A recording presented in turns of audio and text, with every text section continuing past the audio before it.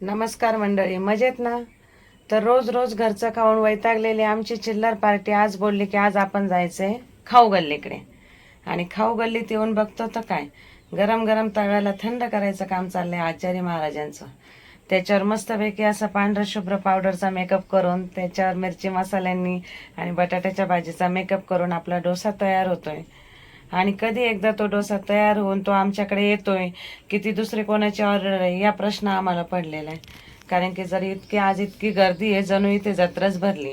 आणि जर त्याचा माल संपून गेला तर आमची ऑर्डर येणार नाही ना आम्हाला कदाचित तसंच घरी जावं लागून परत स्वयंपाक करावा लागेल का, हा मोठा प्रश्न माझ्या पुढे पडलाय.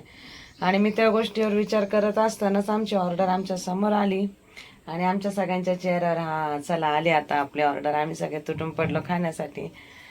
आणि मस्त असा डोसा हा सगळ्यांचाच आवडता प्रकार आहे. आणि आमच्या मुलांना तर जरा बाहेरचा डोसा जास्तच आवडतो. तर सगळ्यांनीच आवडीने डोसा खाल्लाय. त्याच्यात माझी छोटी काहीतरी सांगत होती, पण मी ते खाण्यात इतकी गुंग होती का ती रुसून बसली. मग तिला तिचे पप्पा आता खाऊ घालताय. असे पप्पांकडून लाड पुरून झाल्यावर आता ताई याच्यानंतर काय डेझर्ट खायचं, असा तिचा प्रश्न. आणि त्याच्यानंतर स्वारी आली गोड खाण्यासाठी, की आता तिखट खाल्ले आता गोड खाऊ मग घरी जाऊ. तर चला, कसा वाटला तुम्हाला आमचा हा ब्लॉग नक्कीच सांगा.